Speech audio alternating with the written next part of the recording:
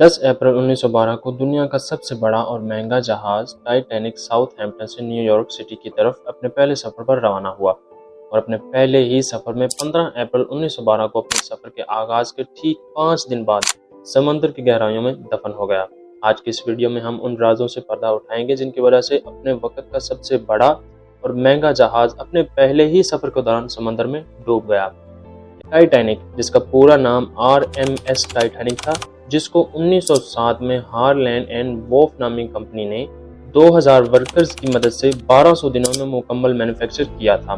اس company کو 500 کامیاب ships بنانے کا اعزاز حاصل تھا۔ ٹائٹینک کو وائٹ سٹار لائن نامی کمپنی کی مدد سے آپریٹ کیا گیا، جو پہلے 107 شپس کو کامیابی سے آپریٹ کرنے کا اعزاز رکھتی تھی۔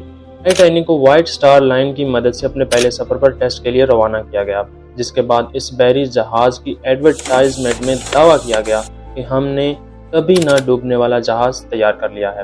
اس خبر کے آتے ہی سب لوگوں نے یکایک اس جہاز کی ٹکٹیں خریدنا شروع کر دی، جن میں اکنامک کلاس کی ٹکٹ کی قیمت $30 اور فرسٹ کلاس ٹکٹ کی قیمت $150 مقرر کی گئی، جو آج کے دور میں آج کے وقت کے مطابق تقریباً 3,50,000 کے برابر بنتے ہیں۔ ایک اندازے کے مطابق شپ پر 2240 لوگ سوار تھے، جن میں مسافروں کی تعداد تقریباً 1500 تھی، جبکہ باقی کے 740 لوگ جہاز کے کرو ممبرز اور باقی کا سٹاف تھا۔ لیکن ان میں سے کسی ایک کو بھی اس بات کا اندازہ نہیں تھا کہ ان کا اس جہاز پر پہلا سفر ان کا آخری سفر ثابت ہوگا۔ ٹائٹینک 10 اپریل 1912 کو اپنے پہلے سفر پر انگلینڈ کے شہر ساؤتھ ہیمپٹن سے امریکہ کے شہر نیو یارک کی طرف روانہ ہوا۔ ٹائٹینک کے کیپٹن کا نام ایڈورڈ سمتھ تھا، جو بحری جہاز کو چلانے کا 40 سال کا تجربہ رکھتا تھا۔ جہاز کے کیپٹن ایڈورڈ سمتھ کو ٹائٹینک کے مالک کی طرف سے 7 دنوں میں نیو یارک پہنچنے کی سخت ہدایات جاری کی گئی تھیں، جس کی وجہ سے ٹائٹینک کی رفتار پہلے دن سے ہی بہت تیز رکھی گئی تھی، کیونکہ ان کا ماننا یہ تھا کہ ٹائٹینک اگر اپنے پہلے سفر پر ہی نیو یارک ٹائم سے نہ پہنچا تو ٹائٹینک کی ریپوٹیشن کو اچھا خاصا فرق پڑے گا۔ ان کی یہی غلطی ٹائٹینک کے ڈوبنے کا سبب بنی۔ سفر کے آغاز کے 72 گھنٹوں کے بعد سمندر میں ہر طرف خاموشی اور دھند چھائی ہوئی تھی۔ سمندر میں موجود ایک اور جہاز جو ٹائٹینک سے کچھ ہی گھنٹوں کی دوری پر تھا، اس کی جانب سے وائرلیس کی مدد سے سمندر میں موجود آئس برگ کی وارننگ دی گئی، لیکن وائرلیس آپریٹر کی نیگلیجنس کی وجہ سے انہوں یہ امپورٹنٹ وارننگ مس کر دی۔ ایکسپرٹس کے مطابق یہ وارننگ کم سے کم 6 دفعہ دی گئی تھی۔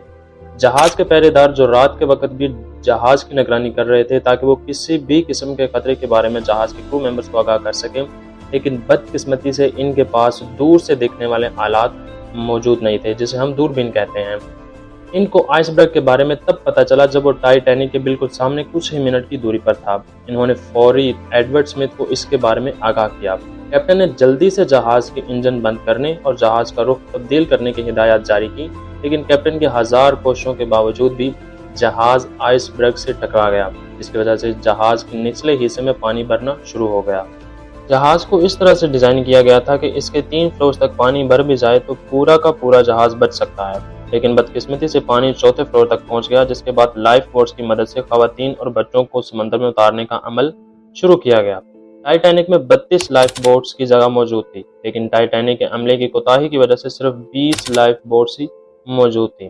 افراتفری کے اس عالم میں پہلے کی جو بوٹس لانچ کی گئی تھیں، ان کی جزوی طور پر فل کر کے ہی سمندر میں اتار دیا گیا تھا، جن میں زیادہ تر تعداد امیر لوگوں کی تھی۔ اگر ان بوٹس کو مکمل طور پر فل کر کے اتارا جاتا تو زیادہ لوگوں کی جانیں بچ سکتی تھیں۔ آئس برگ سے ٹکراؤ کے کچھ منٹوں بعد ہی شارٹ سرکٹ کی وجہ سے جہاز کی ساری لائٹیں بند ہو گئی تھیں اور رات کے 2:40 پر جہاز سمندر کی گہرائیوں میں ڈوبنا شروع ہو گیا تھا۔